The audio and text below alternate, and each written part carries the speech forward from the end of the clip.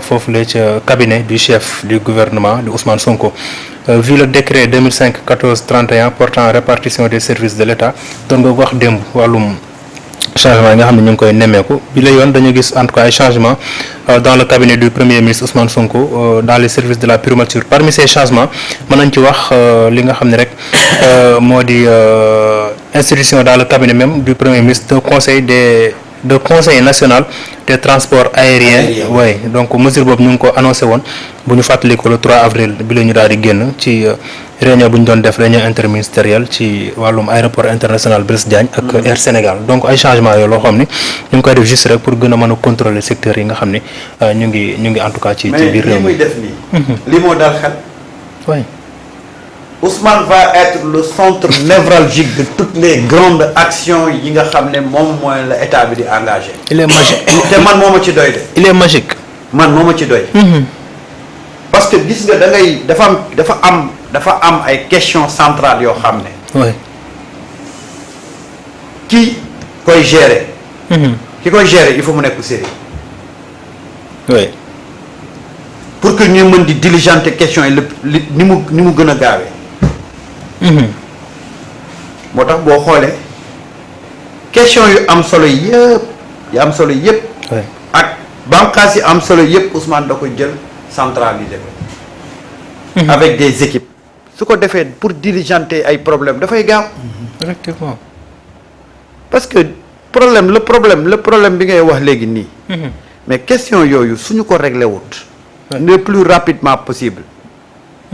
mais après mooy indi ay jafe-jafe. c'est-à-dire que dafa am problème yoo xam ne on traîne pas avec. dañuy déceler projet bi. problème yi. trouver ci solution le plus rapidement possible. et yooyu il faut mettre des gens yu am rigueur sous la supervision de Ousmane Sonko. absolument bu ko defee caaxaan geeg layam geeg. lu leen neex mën nañ koo def. dana loolu yëpp day deñ. et c'est ça un peu. Moi je pense que il est en train de faire, comme l'a dit Dani Diatta, un travail extraordinaire. gis nga bànqaas yu am solo yi. Ousmane moo ma ci doy. nañ ko yóbbu primature. les questions centrales. les grandes lignes mu déparé primature bu ko defee caaxaan du am. caaxaan du am. et lii mooy recadrage bi mu doon wax. xam nga tey. ñu ngi jël ay structures yoo xam ne di ko dugal après nañ ci ñëw di ko dugal ci yenn ministères yoo xam. mais loolu da ngay c'est-à-dire que structure bi la mu doon def mais normalement ci ministère boobu la doon dépendre. mais après ni ñu c'est-à-dire que on avait désarticulé carrément. agence yi. ministères yi. da ngay gis gis agence boo xam ne li ministère bi di def moom lay def mais du bokk ci ministère boobu. très bizarre. ah. loolu mooy lan. te ñoo bokk même logique. te ñoo bokk li ñuy job. ah. donc nag loolu la ñu bëgg a incohérence yooyu la ñu bëgg a corriger. et je pense que yi mu def démb. ça répond parfaitement ak la mu doon wax. et dafay ça colle avec le plan de redressement. parce que quand même tu ne peux pas vouloir redresser un pays. et laisser des agences yoo xam ne agences yi ñoo bokk même domaine d'activité. il y a combien d'agences yoo xam ne ñoo bokk li ñuy def. ah. loolu gars dañ ko fi defoon pour mën a placer seen ay. waaw pour mën a placer seen ay nit ak lekkukaayu xaalis. mais loolu jeex na fi. ah politique boobu jeex na fi. waaw. mais tey. il faut que mu am cohérence. effectivement. tey boo demee nga xool ministère de l'environnement mais nga gis ay agences yi nga xam ne dañuy intervenir dans le domaine de l'environnement ñu mën a nekk ci ministère boobu. boo demee ministère du commerce nga gis ay agences yoo xam ne ci secteur yooyu lañ nekk ñu mën a bokk foofu. waaye yow da ngay nekk environnement ñu rattaché la ci doo xam. oui. et voilà un peu ce qui loolu moo indi woon un peu. déséquilibre boobu. Ousmane est en train maintenant de recadrer. réorganiser créer benn équilibre. effectivement et puis rationaliser. effectivement te loolu nag mooy dimbali état bi. am na solo donc doyen Birame Khoudia un conseil national des transports aériens. ci cabinet bu premier ministre donc j'espère que c'est quelque chose boo xam ne mën nañ ci espérer pour mën a en tout cas faire renaître secteur bi nga xam ni benn secteur la bu xaw a am jafe-jafe jamono ji. xam nga c'était un peu désarticulé. C'est-à-dire au fond am na lu transport aérien mën a def wala am lu fa xew. te du egsi ci premier ministre. absolument. secteur d'activité yu bari dafa am loolu. léegi pour la centralisation de tout ça. mu ciy yëg waaye mu am respect des cahiers de charge yoo xam ni day egsi parce que wax na que nee na les situations les responsabilités seront situées par rapport à benn faille. loolu pour mu gën ko mën a def mais il faut que mu indi structure yu bari ñu rattaché wu à la primature parce que temps normal les informations dañu war a dem correctement. mais est-ce que nañu doon liggéeyee bu njëkk te loolu moo fi nekkoon est-ce que du loolu la ñu continuer. alors que il va falloir centraliser il va falloir que mu am diligence bu nga xam ni entre le premier ministre et les ministères loolu am. d'entre les directeurs généraux ak yëpp. di rendre compte par rapport à leur travail et tout. donc indi foofu benn conseiller en truc aérien. mais c'est extrêmement important parce que secteur d'activité boobu secteur la buy traverser ay problèmes. problème yooyu muy traverser. mais war nañu nekk au courant pour pouvoir quand même contrôler parce que problème yu bari mi ngi jóge ci mauvaise gestion faute de gestion dafa bari également ci structure yi ñu am te souvent du àgg fa mu war a egg c'est pourquoi le président de la République et le premier ministre disaient que organes délibérants yi mooy ñun war nañu jouer suñu rôle pleinement. war nañu mën a xam li xew ci structure bi waaye war nañu mën a jayanti war nañu mën a joxe suñu position par rapport à certaines choses par rapport au système de gestion mais war nañu mën a informer s'il y a résistance. absolument bu ko defee. premier ministre jël ay dispositions joxe ay directives par rapport à la société man am na société bu nga xam ni temps yi y a une décision présidentielle bu nga xam ni dafa jóge foofu dem primature dem ci ministère bi pour ñu appliquer par rapport à une situation bu nga xam ne bu ñu ko bàyyee mën na dégénérer. loolu moo tax muy centraliser. yu bare parce que y a beaucoup de services yu nga xam ni am nañu mën nañ ni dafa am foofu un gouvernement bis. secteur d'activité bu nekk war na am koo xam ni daf koy rendre compte def relais entre le ministre le ministère et la primature. ou bien entre la direction. et la primature. parce que direction yi dañu bare kan. et aujourd'hui war nañu mën a aller plus loin d'ailleurs. je suggère que ñu def application bu nga xam ni. je l'ai toujours dit dañ ci rattacher tous les ministères. ba pare mu nekk à la primature nga xam ni faille bu am lampe bi day signaler. bu signaler ñu xool lan la bu fekkee ni dafa nekk ci benn ministère ñu situé xam kan moo ko def. alors kooku ñu mën a jël ay sanctions bu fekkee ni nekk na ku nga xam ni moo ko tey. wala bu fekkee ni liggéey bi maîtriser wu ko. ñu fexe ba renforcer capacité am. ba nga xam ne bu dellusee dinañu mën a jox satisfaction. loolu c'est extrêmement important. absolument parce que actuellement loolu mun na nekk. et il y a des gens qui travaillent par rapport à des applications comme ça. tout à fait te loolu dafay fexe ba ñoŋal liggéeyu gouvernement ba pare dafay éviter les pertes. parce qu'il y a trop de pertes. de temps te perte en temps waratul am. parce que nous sommes à l'ère du numérique. ah oui il faut mu am benn. la nga doon xam ni. da nga koy déposer tey muy war a def 7 jours waratu ko am. te l'administration sénégalaise dañu gis ni dafa yéex. da ngay déposer un dossier dossier bi war a def 3 jours wala 2 jours. mu def 3 semaines wala 4 semaines. loolu aussi dafay retarder liggéeyu gouvernement te loolu Ousmane Sonko mënul yëg lépp. maintenant lii nga xam ni. rattaché na à la primature ça va lui permettre parce que yu bari présidence la nekkoon également. et puis doyen. mais dañ ko delloo à la primature parce que moom mooy chef du gouvernement. mais doyen da ngay xool ñu ne la. Sonaget muy la société nationale. de gestion des déchets ko jiite. ñu ne la tey lañ koy doog a dugal ci ministère. de l'environnement et de la transition écologique. waaw Sonaget bu nekkul ci ministère de l'environnement fan la waroon nekk. quand même. incohérence yooyu la ñuy corriger. effectivement. koo xam ne yow sa vocation mooy gérer les déchets tu gères les déchets. rattaché woo woon ci ministère de l'environnement. nekkul woon ci ministère de l'environnement. c'est démb. à travers correction mooy yi ñu doon wax. c'est une correction. des corrections et nous allons aller plus loin. logique dinañu même éliminer ay directions. wala ñu boole fusionner ay directions. loolu c'était annoncé. pour plus d'économie.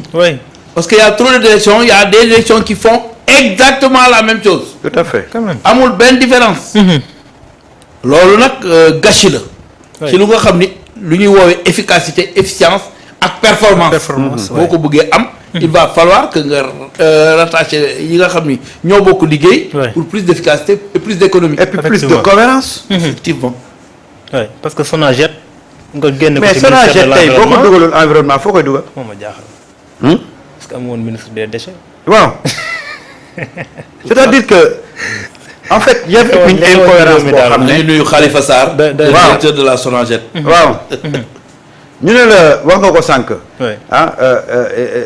mooy un conseil national des transports aériens entité placée sous la supervision du premier ministre. ñu ne la elle aura pour mission de constituer un cadre gouvernemental stratégique d'impulsion et de surveillance de la gouvernance administrative. surveillance et économique. oui et financière du secteur. effectivement. waa lii nii. ku ko tàccu looy tàccu. kenn xamul. kenn xamul. secteur aérien bi xoolal rek les problèmes qu'il y a dans ce secteur-là. surtout Air Sénégal. gis nañ fi compagnie boo xam ne. taxawal nañ ko fi à coup de milliards. ñaata at la def tey boo doon def audit bi ñaata milliards la ñu dilapidé. s'il y avait une gestion rigoureuse danañ agsi fii. c'est pourquoi ñu wax la ne un conseil national des transports aériens moom la ñu teg biir primature. ñu ne la mission yam mooy mu nekk un cadre gouvernemental stratégique d'impulsion et de surveillance de la gouvernance administrative, économique et financière du secteur. ñu ne la il sera constitué de tous les acteurs dont l'implication est jugée pertinente. beneen bi ñu ne la l'autre changement noté dans le décret de répartition des services, c'est la mise en place d'un comité interministériel de suivi de l'agenda Sénégal 2050. Effectivement. xam nga biir primature. waaw biir primature. c'est bien. faut sécuriser quand même. borom projet bi. moo bëgg a xam seconde bu nekk minute bu nekk. waxtu wu nekk fan la gars yi toll ci projet bi. ak fan la leen projet bi toll. c'est important. wolof nu mu koy waxee sàmmkat moo xam. sàmmkatu mbott moo xam ba ci suuf. jeex na. mais Samba. sa Mamadou Diop là s'il vous plaît du ñu ci dimbali. parce que mu ngi yëkkati ay kàddu yu ñaaw di ko. waaw kii dóor ci le premier ministre Mamadou Diop. dóor bloqueel ñu kii waaw. parce que loolu il faut mu am. yow loolu mu la naqari. mais waaw léegi ñu ne la. il dit des mots yoo xam ne vraiment nañu continuer rek. ñu ne la. l'école nationale d'administration di ENA qui figurait depuis 2022. effectivement. Et en 2024 sur la liste des autres administrations de la primature n'y figure plus. ñu ne la haute autorité du WACF qui dans les derniers décrets de répartition des services était logée au ministère des Finances et du Budget, a fait son entrée dans les services de la primature. c'est bien hein. Ousmane va tout superviser. Il est en train de efficacité contrôler gouvernementale bi. loolu lay wund. c'est-à-dire au fond li nga xam ni chevauchement yi doon am. loolu la ñuy wax éviter les chevauchements de compétences. loolu yëpp daf koy éviter. c'est-à-dire au fond c'est une supervision directe par le premier ministre. et là ça permet une efficacité comme je l'ai dit. ça permet aussi ñu atteindre les objectifs. et ça permet de mesurer les performances à améliorer. Ça permet aussi de prendre parfois des sanctions. Parce que aussi am na loo xam ne bu nekkee ci ministère yi. il faut ñu jottali ka ñu soog a mën a jël sanction mais par masla yu ëpp yi moo tax du egg fenn fi. absolument léegi nag il prend toutes ses dispositions. te loolu yëpp il a dit le projet su échoué moom moo échoué. donc il va falloir que ñu sàmm projet bi lii yëpp bokk na ci sàmm projet bi. lii yëpp bokk na ci fexe ba ëllëg du ñu am gàcce. parce que ñëpp wax nañ ko nee nañ projet bi bu ratee 100 ans après. du ñu amaat lu mel nii. donc nous tenons à surveiller ce projet là et en premier chef c'est le premier ministre parce que en général premier ministre moo war a jouer rôle boobu. et il décharge la présidence de certaines actions. et loolu dafay gën a woyofal action président de la République. absolument te loolu mooy complémentarité. loolu mooy efficacité. loolu mooy kóolute également ci ki nga xam ni da nga ko jël comme premier ministre. parce que boo xoolee premier ministre yi fi jaar yëpp joué wuñu woon rôle bi nga xam ni moom la Ousmane Sonko di joué. absolument c'était des bénis oui. bu ma mënee wax c'est-à-dire lépp lu ñuy jël. dafay jóge ci président de la République mu surchargé ba pare am yeneen yu mu war a def parfois sax mu fàtte. absolument yooyu daf fi doon am. léegi nag am nañu un duo bi nga xam ni véritablement dañuy def complémentarité. te loolu lañ doon xaar également ci diggante Bassirou Diomaye Diakhar Faye ak Ousmane Sonko. absolument parce que projet bi nag au fond boo xoolee ki ka xeex dëgg. mooy Ousmane Sonko. ki nga xam ni moo waroon toog nekk président aujourd'hui bu fekkoon Macky Sall deful mag yi mu def. mooy Ousmane Sonko. alors c'est la même chose je l'ai toujours dit loolu tax mu teg fa Bassirou Diomaye Diakhar Faye complémentarité entente cordiale ils sont obligés de le faire pour la réussite du projet. absolument et aujourd'hui je vois que entente boobu mi ngi gën a am. parce que suñu jëlee lu bëri. présidence yóbbu ko primature sous la supervision de l'homme bi nga xam ni véritablement il ne badine pas avec les procédures. mooy Ousmane Sonko. ce sera excellent. oui surtout l'agenda Vision Sénégal 2050. waaw mais moom c'est la dire que c'est moo ci gën a am. xam njëriñ nga oui xam nga laxisme bi doon am. dans les directives. oui et dans l'exécution des directives. loolu la bëgg a mettre fin. oui et je pense que ça dafa yàgg a am. oui dañuy joxe ay directives duñ ko exécuter. déedéet. wala balaa ñu koy exécuter. temps bi day passé. oui am na ci jamonoy Macky Sall à benn moment bu mu tapé woon sur la table sax pour dire joxe woon na ay directives yàgg pourquoi on n'avait pas exécuté. léegi nag yow boo centraliser loolu Ousmane nee na fu mu taxawee. danañ situer fi mu taxawee. xam li tax mu taxaw.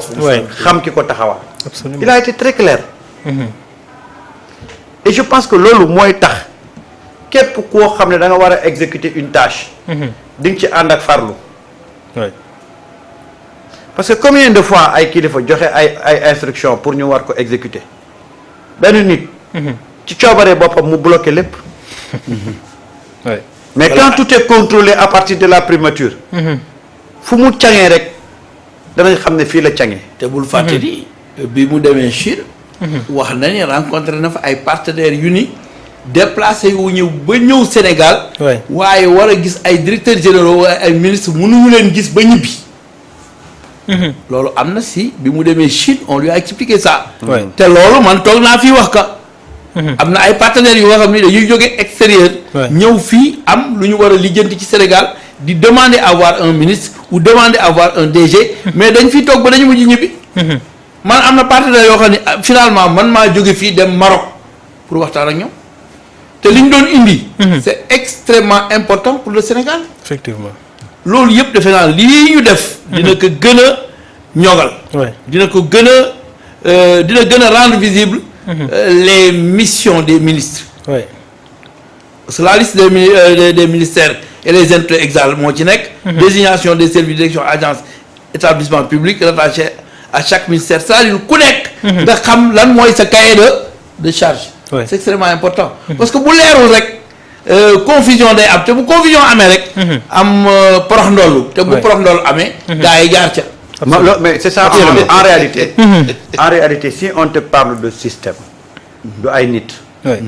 ay mécanismes yu ñu teg. mécanisme la. mécanisme yooyu la ñuy teg de telle sorte que ku bëgg a sàcc da ngay sàcc ku bëgg a détourner da ngay détourner. maintenant boo changer les mécanismes. sàcckat bi lu mu xereñ mécanisme dana ko imposer ba du mun du mun sàcc. parce que dafay nekk un travail de chaîne. boo signé sa signature dong du tax affaire yi génn de. day jaar ci biram xuja compte signé ñu jaaraat mu yegsi ci yow c'est-à-dire que chaîne boobu muy respecté. moo tax benn nit dootul jógati di def yenn. c'est des validations à faire. non c'est des validations avant. absolument mooy li sama waay wax léegi rek l'homme de Maya. nee na Sonko mënta nekk fenn fépp waaye dana fexe ba fatt fépp. oui effectivement. et c'est ça il faut contrôler la waaw. système la am loo xam ne boo ko defee. boo jaarul ci li système bi laaj système bi moo lay bloqué. moo lay bloqué bu ko defee doo dem. absolument.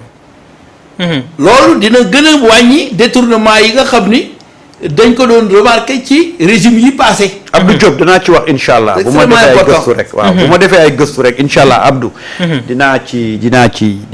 dinaa ko càmbar xool lan lañ ci wax et c'est ça un peu. ce qui est en train d'être li ñuy changé. moo tax nag boo gisee ñenn ñi tey ñu nekk dans une logique de sabotage. parce que la ñu amoon la leen yomboon. moo leen yombatul. am na ñoo xam ne tey ñu ngi jouer leur dernier xoolal va-tout parce que xam nañ ne